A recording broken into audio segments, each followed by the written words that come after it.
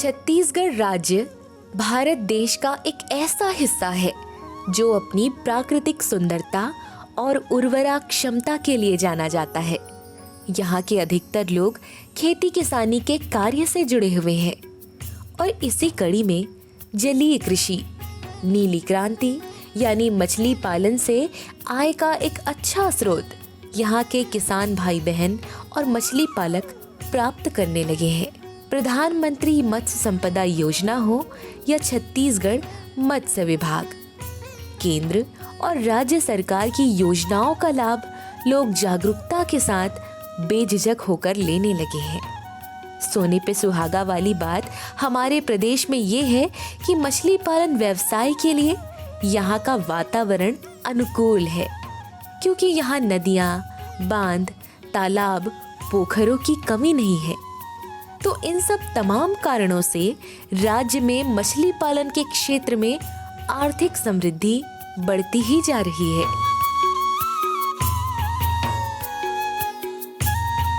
छत्तीसगढ़ शासन भी मत्स्य पालन को बढ़ावा देने लगी है। मछली पालन के कार्य क्षेत्र से जुड़े हुए लोगों को उनके उपयोग की वस्तुएं, औजारों के लिए लोन मुहैया कराती है, चाहे वो नाव हो, जाल, मत्स्य बीज हो। इन तमाम चीजों के लिए लोन दिया जाता है। प्रदेश में कई किसान भाई बहन ऐसे भी हैं जो अपने खेतों को गहरीकरण कर उसे डबरी का रूप देकर मत्स्य पालन कर रहे हैं, जिसमें सरकार अनुदान देती है। कोई 2 एकड़ 5 एकड़ में मछली पालन कर रहा है तो हम लोग उसके घर में जाके बैठे और बोले भैया ये मछली धंधा में क्या कमाई, क्या इनकम है। तो मेरे एक मित्रों ने बोला जो पहले हम लोग भी साग सब्जी करते थे तो इसमें उतना कमाई नहीं था, इनकम नहीं था। तो हम लोग को कांकेर ज़िले में फिशरी इंस्पेक्टर द्वारा हम लोग यहाँ जो सरकारी अनुदान से हम लोग सरकारी अनुदान लिया। ये हम लोग को ये हेक्टर हिसाब से पैसा यहाँ देते गए और हम लोग तालाब बनाते गया और इसमें बहुत कुछ मछली वगैरह हम लोग बनाया और इसमें बेच के बहुत कुछ पैसा हम लोग को मिले। मैंने वो किसान से पूछा जो तो तालाब में कितना इनकम है, तो बोले हम लोग पहले हम लोग ये मछली डिपार्टमेंट में गया, वहाँ से अनुदान राशि लेके हम लोग आगे बढ़े। ये सब शब्द हम लोग किसान दोस्त बांधव सोचे। तो पहले इन लोग गरीबी था और यही से ये सब शब्द कहीं मेरे को बोला। तो मैंने सोचा जी इन लोग जब फिशर डिपार्टमेंट से अनुदान राशि लेके इन लोग भी आगे बढ़े हैं तो मैं भी अगर प्रयास करे जे किसान ये फिशर इंस्पेक्टर के पास मैं जाऊं और यहाँ से मेरे ये गरीब स्थिति का बताऊं और ये तालाब बनाने का बात बताऊंगा। तो साहब को मैं बोला मेरे ये 2 एकड़ ज़मीन है साहब, मैं कैसे करूं, मैं कैसे आगे बढ़ूं। हमारा इधर का किसान तो सब आगे बढ़ गया मछली पालन करके, आपसे अनुदान लिया, आप लोग को सहारा से पूरा किसान यहाँ जितना लोगों तालाब बनाया सब लोग आगे बढ़ गया है। तो साहब लोग बोले तुम्हारा भी प्रस्तावित करो, यहाँ पूरा फॉर्म भरो और तुम लोग को भी हम लोग को ये अनुदान राशि देंगे। तो साहब के पास आके हम लोग ये फॉर्म भरे और हम लोग को बहुत सारा अनुदान राशि दिए और वही राशि पैसा से हम लोग तालाब बनाया, सब कुछ बनाया, बीज उत्पादन किए, बड़ा मछली भी बनाए। कुछ किसान भाई बहन ऐसे भी हैं जो लीज पर तालाब और बांधों में मछली पालन का काम खुद समृद्ध होकर कर रहे हैं और देश प्रदेश की आर्थिक समृद्धि में अपना योगदान भी दे रहे हैं। छत्तीसगढ़ प्रदेश में ऐसे कई किसान भाई बहनों की सफलता की कहानी हमें दिन प्रतिदिन सुनने को मिल ही जाया करती है, जिनसे हमें प्रेरणा मिलती है कि हम भी आत्मनिर्भर किसान बने, हम भी आत्मनिर्भर इंसान बने। हमारे पिताजी के द्वारा जो है धीरे धीरे करके छोटे छोटे तालाबों को लेकर कार्य किया गया 1975 से। उसके बाद धीरे धीरे करके हम मछली का पालन का कार्य करते थे हमारे पिताजी, और उसके बाद हम लोग 1998 में सोंढूर जलाशय का कार्य लिए। फिर वहाँ से हमने काम को धीरे धीरे बढ़ाते गया। फिर हम लोग अपनी पढ़ाई कंप्लीट किए, तो हम लोग अपनी पढ़ाई का यूज जो है यहाँ जो है मछली के पालन में करने के लिए सोचे। हम लोग जो है मत्स्य विभाग में गए और मछली पालन के बारे में पता किया कि क्या क्या योजनाएं हैं जिससे हमें लाभ मिल सकता है, उस लाभ को लेकर हम क्या क्या कार्य कर सकते हैं। तो उसी प्रकार से हमें पता चला कि केज कल्चर का कार्य किया जा सकता है, जिसमें हमें 60% 40% की सब्सिडी मिल सकती है। फिर हमारे द्वारा जो है 6 केज लगाया गया, पहले 6 सेट में, उसके बाद फिर जो है 240 केज किया गया है, जो कि हम लोग केज कल्चर में कार्य कर रहे हैं। दुधावा जलाशय में एक केज में 300 टन माल उत्पादन कर रहे हैं और 240 केज में हम लोग के द्वारा 720 टन मछली उत्पादन किया जा रहा है और अधिक से अधिक यहाँ पर जो है लोगों को रोज़गार दिया जा रहा है। जैसे कि रोज़गार में जैसे यहाँ जो वो काम करते हैं, जो रहते हैं, 12 से 15 लोगों को दिया जाता है रोज़गार, और मछली बेचने का जो कार्य करते हैं 30 से 40 उन लोगों को रोज़गार दिया जा रहा है। और हम लोग भी आत्मनिर्भर हो गए हैं और हमारे जितने भी स्टाफ है वो भी आत्मनिर्भर हैं। किसान भाइयों, मत्स्य पालन यानी मछली पालन का काम एक फायदेमंद खेती है। जी हाँ, खेती ये जलीय कृषि के अंतर्गत आता है, जिसे आम इंसान भी आसानी से कर सकता है। केवल मछुआरा या केवट वर्ग ही नहीं, आज नए नए युवा, महिलाएं समेत कृषक वर्ग भी इस बात की महत्ता को समझ चुके हैं। अब मछली पालन का कार्य आसान है।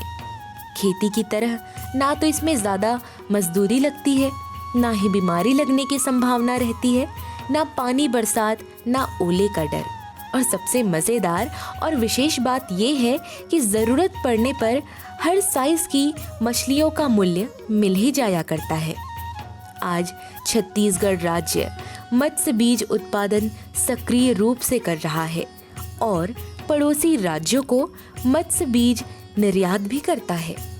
राज्य में कई प्रकार की योजनाएं, केंद्र सरकार की योजनाएं और राष्ट्रीय रूप से कई प्रकार की योजनाएं चल रही हैं, जिसमें नवीन तालाबों का निर्माण, हैचरी निर्माण, फीड मिल निर्माण, मछली के परिवहन, विपणन और प्रसंस्करण के लिए खास तौर पर कोशिशें की जा रही हैं, जिसमें मछली पालकों के प्रगति का जाल बड़ा होते नजर आ रहा है और लोगों को रोजगार के साधन भी मिलने लगे हैं। प्रधानमंत्री मत्स्य संपदा योजना भारत सरकार के द्वारा चलाई जा रही योजना है। इस योजना के तहत जितने भी वाटर एरिया है हमारे देश में, उस वाटर एरिया का समुचित उपयोग हो मछली पालन की दृष्टि से, इस योजना के उद्देश्य को लेकर के शासन के द्वारा विभिन्न टाइप के स्कीम यहाँ चलाया जा रहा है, जिसमें तालाब निर्माण है, केज कल्चर है, मत्स्य बीज संवर्धन है, आइस बॉक्स है, मोटरसाइकिल है, फीड मिल है, कोल्ड स्टोरेज है। इस प्रकार की योजनाएं यहाँ पे संचालित हो रही है और इसी योजना के तहत ही हमारे छत्तीसगढ़ राज्य में कोयली ब्लॉक अंतर्गत पखांजू जो एरिया है, वहाँ पे जो बंधुए हैं वो माइग्रेट होकर बांग्लादेश से यहाँ पे आए और उनका जो पुश्तैनी जो धंधा था वो मछली पालन ही था और उस धंधा को यहाँ पे अडॉप्ट किए हैं। और आज हमारे पखांजूर एरिया जो है, जो काफसी है, जहाँ पर क्लस्टर के रूप में एक डेवलप हुआ है फिशरीज एक्टिविटीज़ के लिए। और पूर्व में हमारे मछली बीज हो या फिर मत्स्य उत्पादन का क्षेत्र हो, बाहर से यहाँ पे मछली बीज और मछली आयात होकर आती थी, पर यहाँ से अब पूरे देशों में मछली बीज और मत्स्य उत्पादन का जो कार्य हो रहे हैं वो अग्रणी है और बाहरी प्रदेशों को भी यहाँ से भेजा जा रहा है। यहाँ पे क्लस्टर विलेज में देखें तो करीब 1700 आसपास तालाब बने हुए हैं जहाँ पे मत्स्य पालन का काम हो रहा है और पूरे मछली बीज उत्पादन में देखें कहीं भी इस प्रकार की स्थिति नहीं है जो हमारे पखांजूर एरिया जो कोयली ब्लॉक अंतर्गत आता है उस एरिया में किया जा रहा है।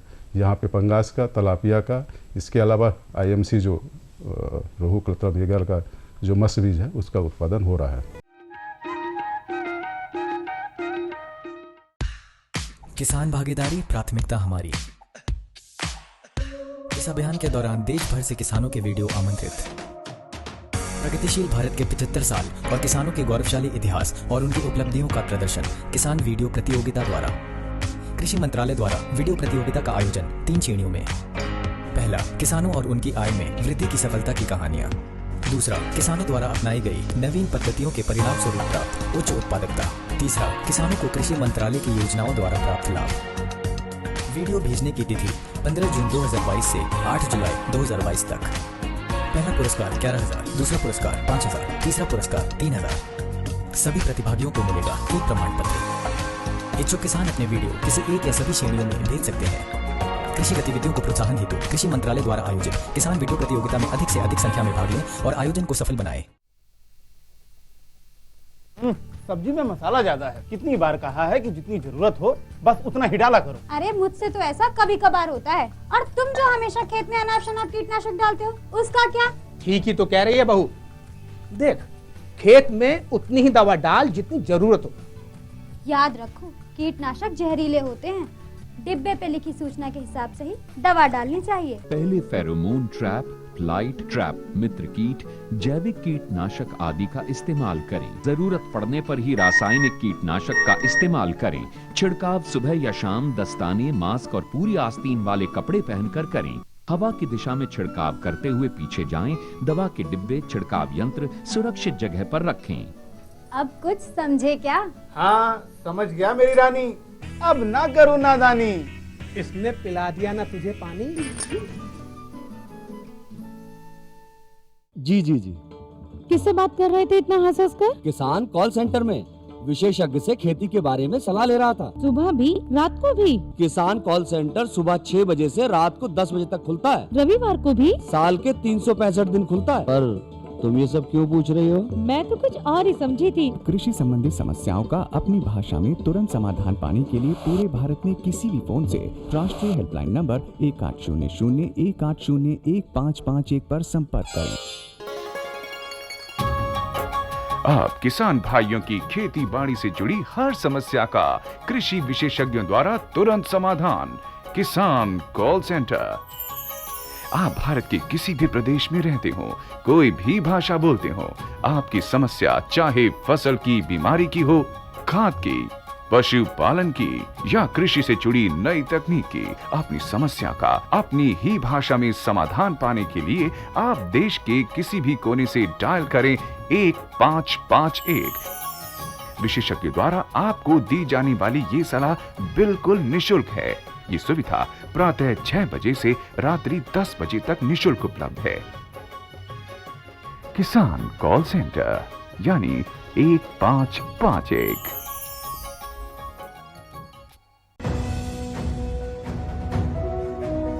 भारत सरकार का हर प्रयास किसानों को दे रहा है एक नई आस। देश के किसानों की खुशहाली और उन्हें आत्मनिर्भर बनाने के लिए भारत सरकार समर्पित है।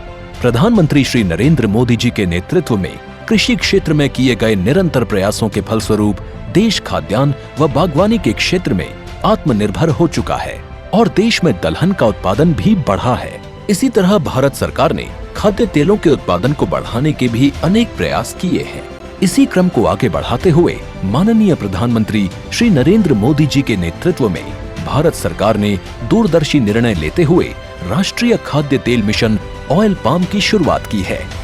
इस मिशन से देश भर के किसानों को बहुत लाभ मिलेगा। कृषि के पूंजी निवेश में वृद्धि होगी, खाद्य तेल आयात पर देश की निर्भरता कम होगी और रोजगार के नए अवसर पैदा होंगे।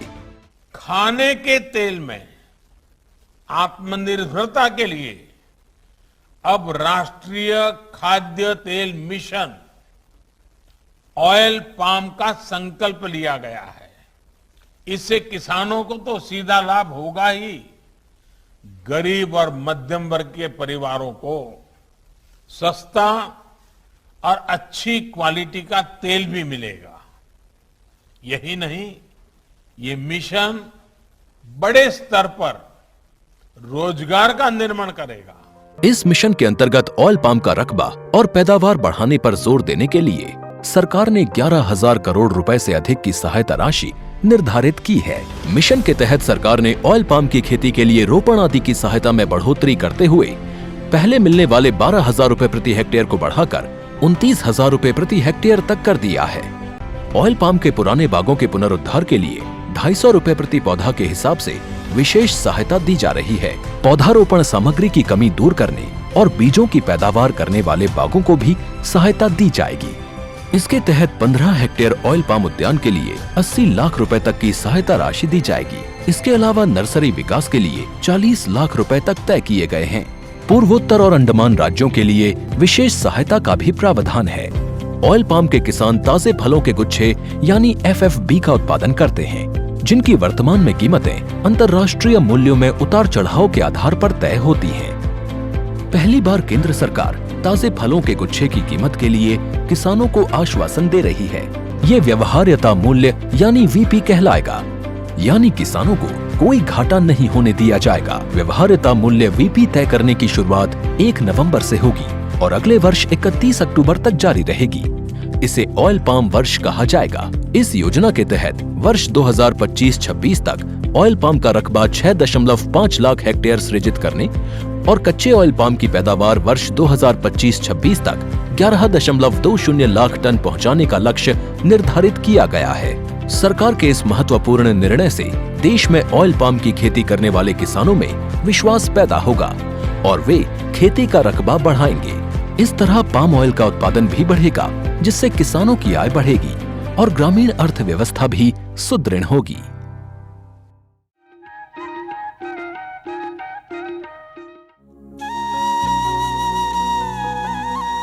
लगभग 330 करोड़ मछली बीज फ्राई का उत्पादन छत्तीसगढ़ में किया जा रहा है, जिसमें राज्य की आवश्यकता लगभग 143 करोड़ है और यहाँ पूर्ति होने के बाद शेष 187 करोड़ मछली बीज अन्य राज्यों को निर्यात किया जा रहा है। इन आंकड़ों से ही अनुमान लगाया जा सकता है कि कितनी अच्छी उन्नति हो रही है और लोग आत्मनिर्भरता की नदी में तैरने लगे हैं। बीते कुछ सालों में मत्स्य उत्पादन में काफी वृद्धि हुई है, जिनमें तालाबों में पंगेशियस, मोनोसेक्स, तिलापिया जैसी मछलियों का पालन, जलाशयों में केज कल्चर के माध्यम से सीमित जल संसाधन में मछली उत्पादन भी किया जा रहा है। मत्स्य संपदा योजना की सहायता से आज लाखों लोग आत्मनिर्भर हो चुके हैं, जिससे मत्स्य पालकों का उत्थान हो रहा है।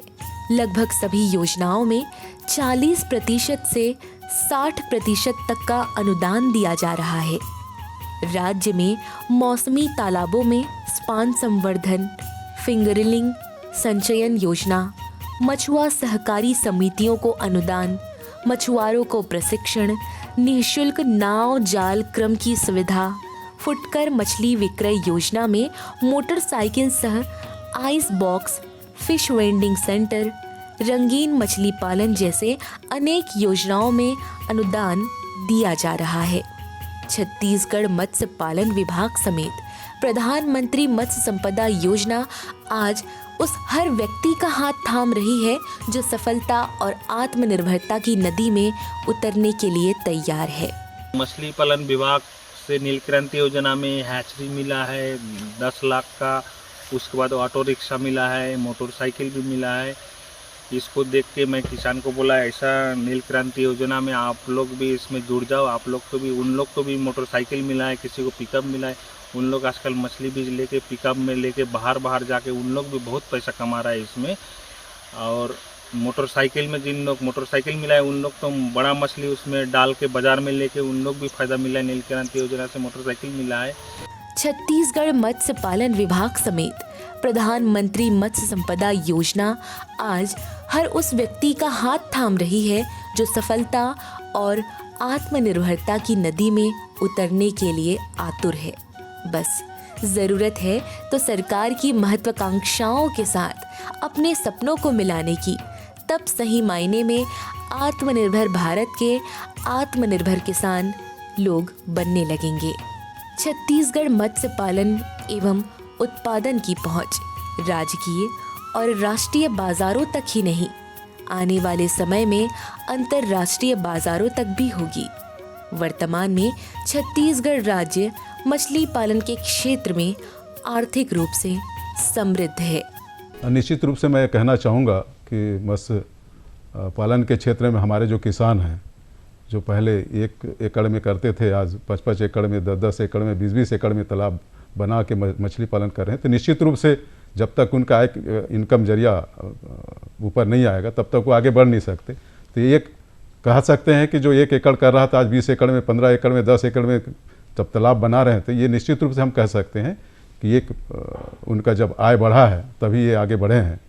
तो ये उस किसान के लिए एक आत्मनिर्भर की बात है। और हम भी आज कह सकते हैं कि हम मत्स्य बीज उत्पादन के क्षेत्र में हमारा जो प्रदेश है वो आत्मनिर्भर है। और हम प्रोडक्शन से ज़्यादा, हमारा जो संचयन से ज़्यादा, हमको जो रिक्वायरमेंट है उससे कहीं ज़्यादा उत्पादन लेकर अन्य राज्यों को मत्स्य बीज की पूर्ति कर रहे हैं। मत्स्य पालन में विभिन्न प्रकार की जो योजनाएं संचालित है राज्य शासन का और केंद्र शासन की स्कीम के तहत आज हमारे जो मछुआरे हैं जिसका लाभ लेकर के, जहां हम 2000 में आसपास ये करीब जो हमारा मत्स्य उत्पादन था वो 2000 आसपास रहा होगा मेट्रिक टन, निश्चित मुझे पता नहीं, पर आज 5 लाख मेट्रिक टन का उत्पादन लेकर के हम आगे बढ़े हैं। और इसी मत्स्य बीज के उत्पादन के क्षेत्र में भी आज हम लोगों का जो फिंगरलिंग का है, फ्राई के जो उत्पादन है वो करीब 288 लाख करोड़ का उत्पादन ले रहे हैं। बायोफ्लॉक तकनीक सबसे कामयाब तकनीकों में से एक है जो पशु एवं मत्स्य विभाग और मुख्यतः राज्य और केंद्र सरकार की ओर से सीमित जगह, कम पानी में अधिक उत्पादन की पहल मत्स्य संपदा योजना में बायोफ्लॉक तकनीकी के प्रयोग से संभव दिख रहा है। पर्यावरण को बिना नुकसान पहुंचाए मछली पालन का उत्पादन करके आर्थिक रूप से मत्स्य पालक स्वावलंबी बन रहे हैं। जंगल में बिराजे हो